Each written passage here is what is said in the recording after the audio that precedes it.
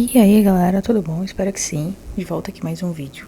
Gente, tava rodando, me deparei com esse vídeo e eu parei pra pensar uma coisa. Não se fala mais do Didi igual se falava antigamente, né? Tipo, antigamente. 10 anos atrás. Tipo, até minha adolescência, ele era uma grande coisa. Hoje em dia, parece que ele deu uma sumida, né? Tipo, sei lá, eu achei que a filha dele ia vingar alguma coisa.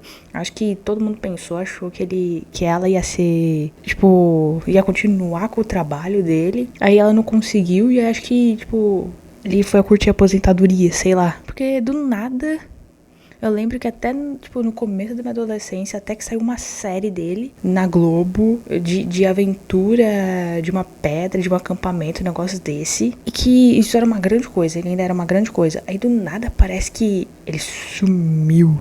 Tipo, varreram o cara pro nada. Tipo, não que ele não seja importante, mas, tipo, sei lá, parece que fala muito mais do Dedé tá um pouco falido do que do Didi, tá tipo... Ah, Didi foi visto no McDonald's, catando um Big Mac. Não, parece que é tipo, não, Dedé tá falido, vamos falar dele. Do Didi, que só tá curtindo o mundão, não vamos falar não. Dele e da filha dele, que... Eu juro, eu não sei como aquela menina não virou artista da Globo. Tipo, fazendo todas as novelas, uma seguida, vai, pauleira, novela.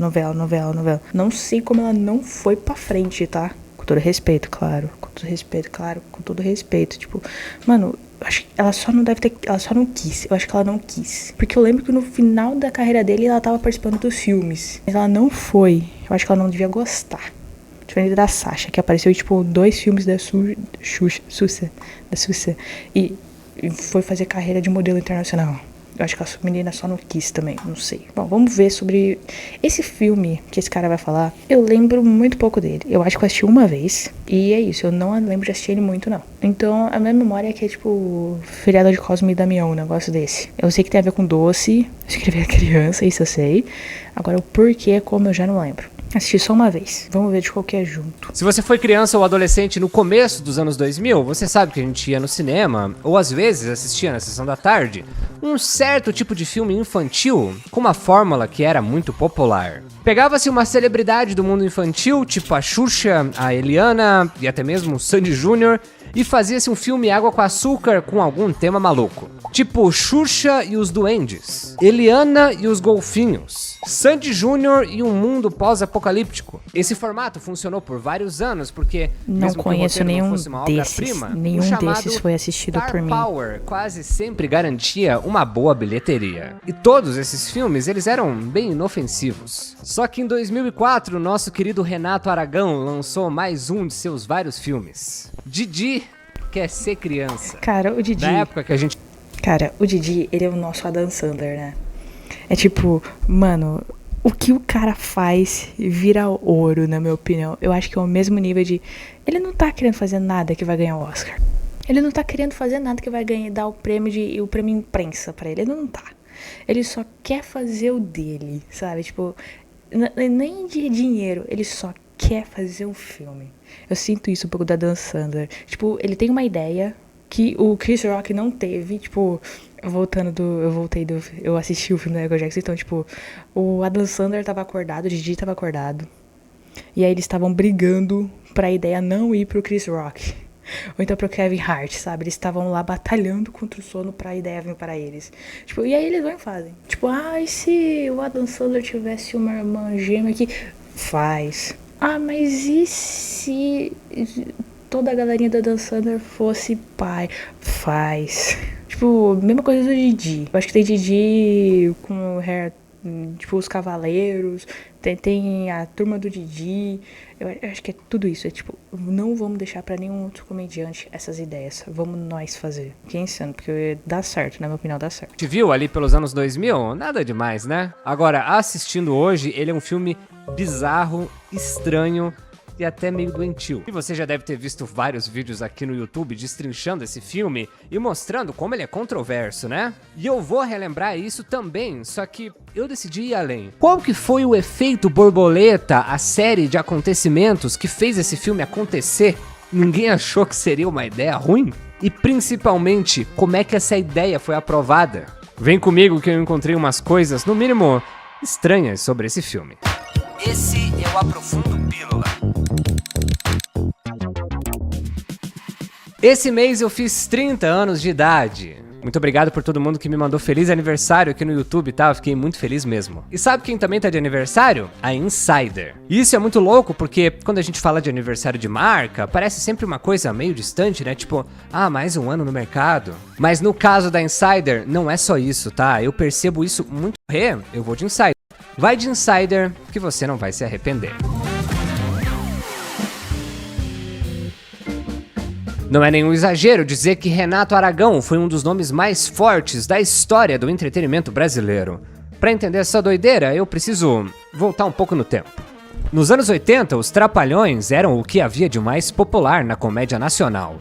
Um sucesso que alcançava tanto adultos quanto crianças e que se traduzia diretamente nas salas de cinema. Esse sucesso acontecia porque cada membro daquele grupo tinha uma função muito clara. O Didi era o protagonista e o motor das histórias, o Dedé equilibrava o caos e servia de escada para os outros personagens, o Mussum trazia um humor mais solto, com boas doses de improviso, e o Zacarias trazia uma inocência e um carisma muito particular. Se você é dessa época, você sabe do que eu tô falando. Claro, cara, no meio todo disso, mundo ali morreu, menos o Didi e o Dedé, né? É um negócio desse, né? Todo mundo ali já foi dessa pra melhor, sketches né? na televisão e filmes feitos a todo vapor. Essa combinação funcionava de maneira quase perfeita e por anos, qualquer lançamento dessa trupe era garantia de sucesso no cinema. Só que esse cenário começou a se desfazer nos anos 90. A morte do Zacarias em 90 foi um baque enorme pro grupo. Zacarias estava com Mano, como assim 55 Zacarias é anos careca? e trabalhava na Rede Globo desde 1976, ao lado dos companheiros Renato Aragão, Dedé Santana e Mussum. Pouco tempo depois, em Eu acho que é Júlio 94, Fantasmas. o Mussum também Acho veio que é a Júlio falecer. Fantasmas. E a Não partir posso daquele afirmar, mas momento tenho já quase não tinha certeza que é mais como Júlio sustentar Fantasmas, tá? aquela dinâmica. O homem que deu alegria a milhões de crianças deixa o Brasil um pouco mais triste. E se o Brasil ficou triste, eu tenho certeza que o céu ficou muito alegre agora. Através deles, houve um aumento de 70% de doação de órgãos. Muito obrigado, Mussum, meu irmão. O nome Os Trapalhões ainda foi usado por muito tempo, mas o grupo nunca mais foi o mesmo. Porque o que fazia aquele projeto funcionar, que era aquele contraste entre os personagens, tinha acabado. E foi aí que o Renato Aragão se viu diante de um problema que nunca tinha enfrentado antes. O de ter que sustentar sozinho algo que sempre funcionou em grupo. Enquanto tudo isso acontecia na televisão, o cinema brasileiro estava quase sumindo. O presidente Collor faz mudanças profundas na economia. Agora é vencer ou vencer. Em paralelo a tudo isso, o cinema brasileiro também estava passando por uma fase bem complicada. Como que é? 50 anos em 10? 50 em 10? Chamada Embrafilme. Ela era estatal, ou seja, era o próprio governo que ajudava a financiar, produzir e distribuir filmes brasileiros. Na prática, era ela que mantinha o cinema nacional vivo. Só que aí veio uma decisão que mudou tudo. Durante o governo do Fernando Collor, a Embrafilme foi simplesmente extinta. A ideia era cortar gastos e diminuir a participação do Estado. Na teoria, era uma modernização. Na prática, foi um apagão. Cara, que curiosidade, né? Nossa, gente. Como é que pode o governo, durante uma certa época, acabar com a cultura do país? Gente, oh meu Deus, o que será que isso significa? Em choque. Estou em choque que o governo cortou o sustento dos filmes. Meu Deus, é difícil de acreditar que isso aconteceria no Brasil. As mudanças na economia atingiram até o cinema. E os proprietários das salas de exibição estão tendo que usar de muita criatividade para trazer o público de volta. De uma hora para outra, o cinema brasileiro ficou sem apoio, sem estrutura e sem dinheiro. E o resultado foi direto. Quase ninguém conseguia fazer um filme. Para você ter uma ideia, teve ano em que o Brasil lançou menos de 5 filmes. Era um vazio. E é exatamente nesse vazio que começou a nascer um tipo de filme muito específico. Porque alguém ainda tinha dinheiro. A TV Globo. O cofrinho, o porquinho gordo a Globo ali, ó. já tinha estrutura, público e caixa. E foi aí que a Globo Filmes ficou fortíssima, como um braço do grupo para investir no cinema. Só que com uma lógica bem simples. Se é para fazer filme, tem que dar audiência. E aí entra a estratégia. Pegar rostos famosos da TV, colocar em histórias fáceis e mirar direto no público infantil. E durante esse período, a Xuxa foi uma figura central. Filmes como Lua de Cristal iam na contramão Conheço, da crise muito e colocavam bom, o cinema nacional tá? em destaque. Poderosíssimo. Além disso, outros nomes da TV também tentaram ocupar esse espaço. O próprio Faustão estrelou um filme nesse modelo, o Inspetor Faustão e o Malandro, que inclusive tem vídeo aqui no canal. Em 95, o cinema brasileiro começa aos poucos a respirar de novo. Depois de anos praticamente parados, surgem novas leis de incentivo, novos investimentos e uma vontade coletiva de fazer o cinema voltar a existir. Esse movimento ficou conhecido como a retomada.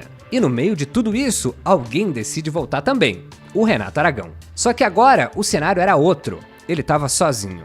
Em 1997, ele volta a lançar filmes. Mas não era mais aquele tempo em que tudo girava naturalmente ao redor dos Trapalhões. Sem o grupo que sempre dividiu a tela com ele, aquela química mágica simplesmente não existia mais. Não tinha mais uma escada, o contraste, o timing coletivo que fazia tudo funcionar. Então... Mas o Dedé tá ali, ó.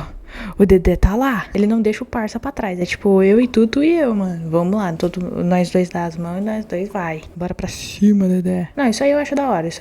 Que eu acho que em quase todo filme do Didi o Dedé tá, né? Eu acho que em quase todos eles estão. Ele precisava encontrar um novo jeito de prender o público. E aqui entra uma nova estratégia: encher os filmes de celebridades. Cantores, apresentadores, gente da TV, nomes que o público já conhecia. Sandy Júnior ali, ó. Sandy Júnior. Na cadeira do cinema. Não importava tanto o personagem ou se de fato essas pessoas sabiam atuar. O importante era reconhecimento imediato. E essa estratégia tinha um nome muito importante por trás: o de Diller Trindade.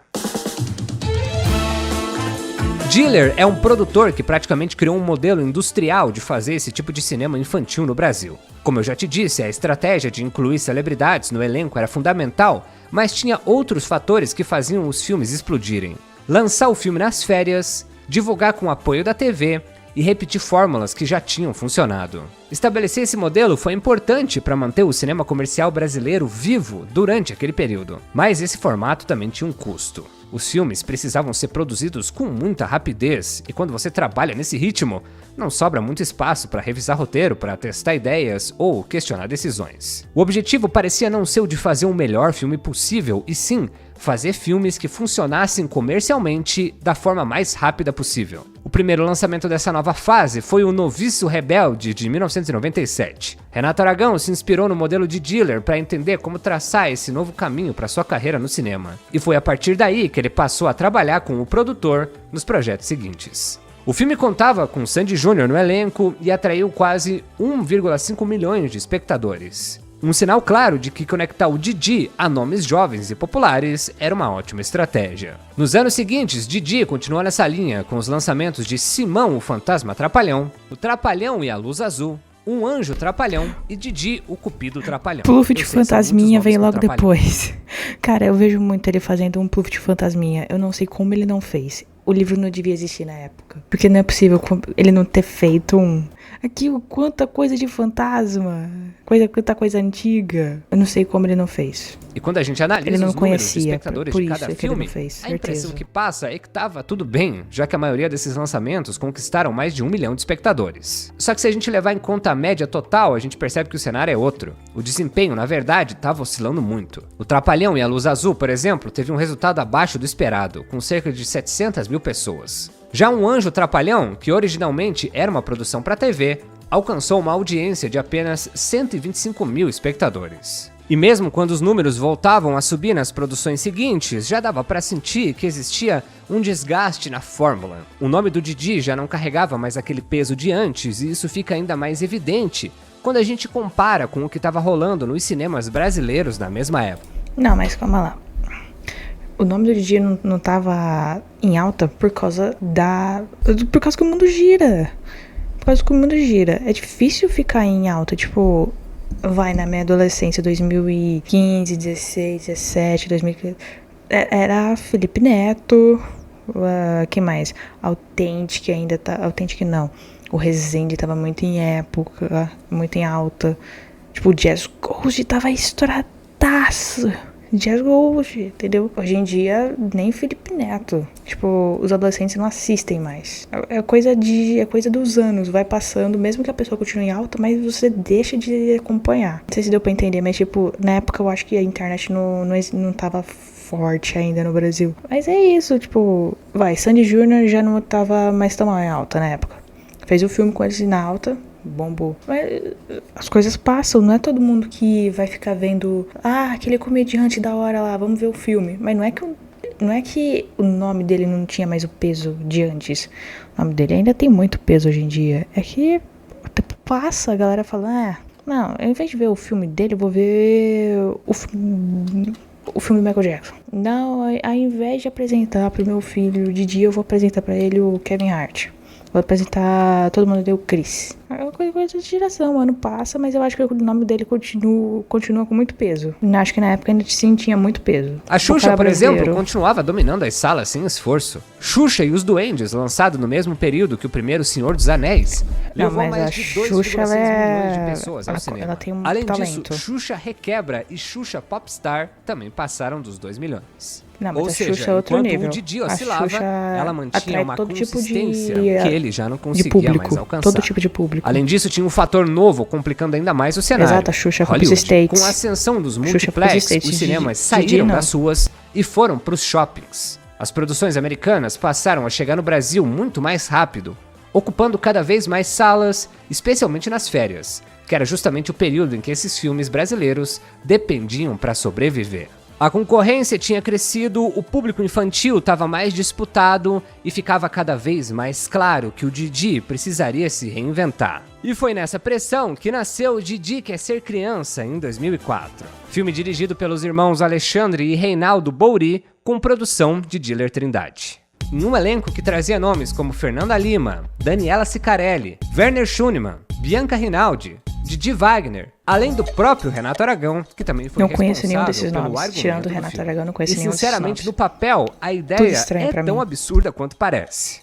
A proposta era fazer um filme na vibe de Quero Ser Grande, com uma mensagem educativa, uma homenagem aos santos Cosme e Damião, e um alerta sobre o consumo de doces artificiais. A receita era Mentira, simples, do Cosme uma história Damião eu com fundo acertei, moral, hein? Lá no girando começo em torno eu da acertei, ideia tá? central de que criança só acredita em criança. Foi esse pensamento que fez os produtores concluírem que, para convencer as crianças, o Didi precisava virar uma delas. Naquela época já dava pra sentir que o personagem estava envelhecendo e perdendo a conexão natural com o público infantil. Então, transformá-lo em criança era também uma tentativa de resolver esse problema. A história é a seguinte, tá? Didi é funcionário de uma fabriqueta de doces tradicionais, a Cosme e Damião, de propriedade do seu tio João, cujas vendas dos doces estão caindo vertiginosamente devido à concorrência de uma poderosa empresa, a Pirulito Dourado, cujo dono é o inescrupuloso empresário Armando, interpretado nomes pelo Werner Schunemann, que eu tenho poderosos. certeza que perdeu uma aposta Poderosíssimos, para tá? ter aceitado fazer esse filme. A Pirulito Dourado faz sucesso devido a seus doces extremamente artificiais e suas agressivas campanhas de marketing. O Trapalhão Didi pensa em como poderia voltar a ser criança para entender o que as crianças realmente querem e poder ajudar o patrão. Para engrossar o caldo da estranheza, o Didi tem como melhor amigo o jovem Filipinho. Sim, o melhor amigo do Didi é uma criança. O Filipinho tem como sonho virar adulto para se tornar cantor e poder se aproximar das mulheres. Sim, é isso aí que você ouviu. De repente, algumas balas mágicas aparecem, fazendo com que Didi e Felipe troquem de idade. Didi vira criança e Felipe vira adulto. E aí o Didi se apaixona pela Sandrinha, filha do Armando. Agora, olha a montoeira de decisões ruins desse filme. A primeira, o Didi vira criança, mas continua com a voz de um homem idoso. E isso gera um... Não é lá das melhores ideias. Não é das melhores. Eu podia jurar que quando eu assisti, tipo, a transformação do Didi acontecia durante a noite. Tipo, ele ia dormir adulto, acordava criança. Assim no meio do shopping. Não lembrava que era assim não, viu? Oh, coisa boa, coisa boa. Oh, coisa boa. um desconforto imediato, porque não encaixa. O pior é que o filme nem tenta esconder isso. Eles provavelmente perceberam que o resultado não ficou bacana, mas decidiram abraçar o Vale da Estranheza e seguir em frente. O que gerou esse tipo de cena aí, ó. Dá até cãibra. Eu, hein? Tá parecendo minha mãe. É verdade. Vai dizer que você nunca sentiu uma dor de barriga depois que comeu essas balas. Mano, para. Por que não deixa... O moleque só ficou dublando o filme inteiro? O moleque não teve uma fala? É sério isso? Não, para. Para. Tá, com certeza não foi uma boa ideia isso. Isso com certeza não foi uma boa ideia. Meu Deus, cara. Deixa o moleque falar. Nossa. Isso aí eu não lembrava não, tá? Não tenho que abraçar, não tem... tem que abraçar, tem que abraçar forte, porque senão não dá pra acreditar não, tá? Tem que abraçar o projeto. Às vezes só tem que abraçar mesmo. De vez em quando. E a tua língua não fica dormente quando tá toda colorida? Fica, mas passa logo. Viu? Tem outro aspecto que reforça essa sensação e que muita gente nunca percebeu. Os próprios Cosme e Damião, mesmo sendo interpretados por atores brasileiros adultos, também são dublados. E detalhe, eles são dublados pelo Guilherme Briggs. O que é que vocês querem? Nós podemos entrar? Tá frio aqui fora. Sim, claro, por favor. Mas o que aconteceu? É que nós estamos com fome. Você tem alguma coisa para comer? Sim, claro. Não, pra quê? Não, pra quê? Por que não pegou o Briggs direto pra fazer o Cosme e o Daniel? Sei lá, uma ideia. Cata 2 dubladores e põe ali, mano. Porque não tá ficando bom. Não tá ficando bom. Não tá, mano. Tem que abraçar, galera. Tem que abraçar. Todo mundo abraçando o projeto junto. Claro. Mas o resultado final deixou tudo com uma cara ainda mais artificial, né? E meio desconectada da realidade. Me chamaram pra dublar isso, 2 Cosme e Damião, né? Isso. E aí eu falei, ué, mas o que houve? Não, porque na hora a gente foi fazer a filmagem, a captação do som ficou uma bosta aí. Esse cara falou pra mim, eu falei, tá bom. E aí ficou o som de rua, sei que, estão botando você pra dublar, você faz o quê? Não, eu faço dublagem. Tá, vamos lá, passa pra ele ver. Eu fui jogado de paraquedas pra fazer a gravação e fiz, e foi aquilo. Ficou meio bizarro, né? Esse filme é meio bizarro, mano. O filme todo é meio bizarro. Ele é meio errado, não é? Eu tenho vergonha desse filme. Sério, o Guilherme Briggs dublou até os figurantes. Mano, se pro Briggs falar que tá estranho, assim, depois de fazer Castores Pirados e aquele bicho azul lá, mano, pro Briggs falar que tá errado, que tá estranho, é porque ficou forte, tá? É porque a porrada foi forte. Não queria falar nada não, mas tá difícil de abraçar. Acho que We Can Be Heroes tá mais fácil de abraçar do que esse. Tá? Quero! Mas você tem aula, vai começar. A gente tem que ir agora, Guilherme. Vem, não pode não. Vai pra cá. E até faz sentido ser algo mágico o Didi voltar a ser criança, algo impossível, né? Agora, o Filipinho querer ser adulto, não é só ele esperar crescer, que aí ele vai virar adulto? Tipo, a mágica foi pular 1/4 da vida do menino e ir direto pra fase adulta? Tá vendo como é legal ser adulto? Você pode ter um mulherão desses, né? E é claro que além dessas decisões criativas, ainda tem o ponto mais complicado de toda essa obra, né? O romance. A Sabrina. O, entre aspas, romance sempre foi um elemento clássico nos filmes do Didi, só que agora existe uma situação muito problemática. O personagem é um idoso, com consciência de idoso, mas está no corpo de uma criança. E mesmo assim ele decide interagir com outra criança dentro dessa lógica mais romântica. Além disso, ele vive olhando para as meninas grandes. Diz que eu sou muito criança pra ele. Esse Filipinho é mesmo um cara de sorte. O que você disse? Nada. Passou. O filme não para pra refletir sobre o quão isso é doentio. Ele simplesmente segue nessa trilha e conta com a suspensão de descrença do público. O Filipinho, num corpo de adulto, tenta ficar com a namorada adulta do Didi, que nem sabe que tá prestes a ficar com uma criança de uns 10 anos. E aquela cena do parque em que o Didi quase beija a Sandrinha é uma loucura completa. Ao longo do filme, todas essas interações já soam bastante desconfortáveis, mas aí vem o terceiro ato e a partir daqui tudo ainda fica pior. A Sandrinha encontra a touca do Didi e pergunta se ele conhece o Didizinho. E o Didi finge que não é nem com ele, que não foi ele que quase beijou ela uns dias atrás. Aí ele diz que não conhece o Didizinho. Mas quando a Sandrinha vai embora, ele come mais uma bala e vira criança de novo. Por que, filme? Por que fazer isso com a gente? No desfecho, o Didi volta ao corpo de idoso e o Filipinho continua como adulto. Sim, ele continua como adulto. O problema é que a menina, que era criança durante toda a história, come a bala mágica e também se transforma em adulta. E passa pelo pai dela sem nem falar nada. E os dois terminam... Mano, calma lá. Como que o Filipinho tá se mantendo? E os pais do Filipinho? Não perceberam que a criança sumiu? Onde que ele vive? Como se alimenta? Como toma banho, Filipinho? Ai, agora que eu vi que eu parei nessa cena, eu acho que vai acontecer isso, né? Gente, é isso aí mesmo. Olha que coisa maneira, tá? Não é das melhores ideias colocar isso num filme, realmente, se isso acontecer mesmo. Num filme juntos, como um casal. Você é a Sandrinha? Obrigado, meus moçãs. O detalhe que torna isso tão problemático é que o próprio filme já tinha nos mostrado durante toda a história que a bala muda o corpo, mas não a consciência. Ou seja, mesmo que ela esteja no corpo da Fernanda Lima adulta, ela continua sendo uma criança por dentro. E o roteiro trata dessa situação como um mero final feliz. Sério, reassistir isso foi doloroso. Na época, alguns críticos perceberam isso com certa rapidez. O Rubens Evald Filho, uma lenda da crítica de cinema, criticou o filme e apontou o desconforto em certas situações, destacando que o final poderia dar uma impressão esquisita e potencialmente criminosa para quem assiste com mais atenção. Já o mestre Érico Borgo, do Omelete, deu 1 estrela pro filme, criticando praticamente todos os aspectos e apontando que o roteiro... Framboesa de Ouro nasceu desse jeito, tá? Foi pra um filme parecido com esse que nasceu Framboesa de Ouro. Mas aí vem a pergunta mais importante: como é que uma ideia dessas foi aprovada? E o mais curioso é que, quando a gente vai atrás dessa resposta, a impressão que passa é que ela não é um fruto da intenção de ninguém, mas sim da pressa.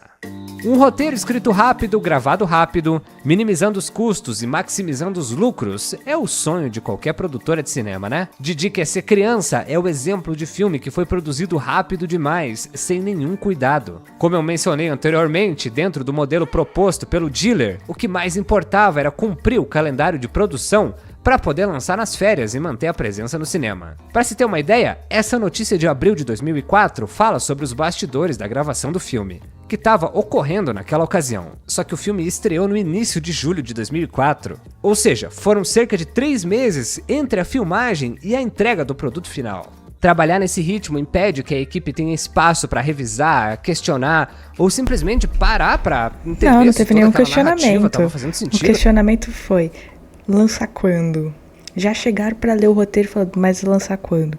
Não, mas vocês não querem ver o roteiro? Não, lançar quando? Sim, mas é impressionante. Você chegou aí com a ideia, ele e o roteirista, e viraram, e todo mundo aceitou. Uma mesa de 10 pessoas. Todo mundo aceitou. Não teve um pra questionar o Didi. Falaram, mas isso aqui não é melhor só mudar? Muda que a gente assina. Muda que a gente faz. 2004 era um ano insano, pelo jeito. E quando uma equipe trabalha nessa energia, o que acontece é quase inevitável. Ideias que precisariam de mais cuidado passam direto, situações estranhas não são filtradas e ninguém para pensar nas implicações do que está sendo colocado na tela, né? Depois do lançamento, o filme não deixou nenhuma marca muito forte. Didi continuou lançando novos filmes por anos e esse se tornou apenas mais um, meio esquecido no seu catálogo. Mas assim como outros filmes trash do cinema brasileiro, foi a internet que resgatou essa obra. Aos poucos, algumas cenas problemáticas começaram a circular, muitas pessoas foram rever o filme, e aquilo que antes passava despercebido foi ficando cada vez mais estranho com o tempo. O longa virou uma grande fonte para memes, voltou a ganhar reviews em blogs e se tornou pauta de muitos canais que decidiram escancarar a maluquice que é esse roteiro. Depois de analisar esse filme e entender o mecanismo por trás desse tipo de produção barata, descartável e feita exclusivamente para maximizar os lucros, eu consigo entender o tanto de coisa horripilante que a gente foi exposto quando a gente era criança, né? E tudo isso ficou lá no nosso subconsciente de algum jeito. Por isso, escolher bem os filmes e pesquisar bem as produções que a gente vai mostrar para os nossos filhos, para os nossos sobrinhos, para os nossos primos, enfim, é um papel essencial. Ah, Lucas, mas é filme para criança, né? Não tem que fazer sentido, é tudo de mentirinha. Bom, e talvez quem tenha feito esse filme levou ao pé da letra demais os ensinamentos do dono da Pirulito Dourado. E eu tô lá preocupado com as crianças. Criança gosta mesmo de porcaria. Ó, ele não foi dublado, tá? E aí, meu nome é Lucas Seixas. Pô, acabou, acho que é isso, acabou. Pô, mas o cara, o dono da Pirulito Dourado não foi dublado, tá? Tem que dar esse ponto pros caras. Dentro do estúdio não pegou som ruim. É um talento, cara. Ai, assim, não tem muito o que falar. Se falar, acaba entrando na área errada. Melhor não pensar muito. Melhor não pensar. Como eu disse, eu não lembro de assistir muitas vezes esse filme. Eu acho que eu assisti uma vez só quando passou na TV. Muitos anos depois. Porque eu nasci em 2001. 2004 eu não saberia assistir esse filme. 2004 seria tipo... Não sei o que tá acontecendo. Quando eu assisti também não deve ter sido lá muito marcante não, viu? Deve ter passado poucas vezes também. Enfim, galera, obrigado por acompanharem mais esse vídeo. Vão no canal do cara, deixa o like, se inscrevam lá, se inscrevam aqui também, deixa o like. Vejo vocês numa próxima. E quero deixar um recado aqui, que talvez da próxima vez que eu apareça com o doguinho. Estou cogitando comprar um doguinho. Sim, estou cogitando comprar um doguinho. Tô pensando em comprar um salsicinha. Eu fui ver com a minha metade. A gente se apaixonou pelos bichinhos, tá? Talvez a próxima vez eu venha aqui mostrar e te falar. Gente, olha meu cachorro. Olha meu cachorro, gente. Enfim, tchau, pessoal. Tchau, pessoal. Tchau.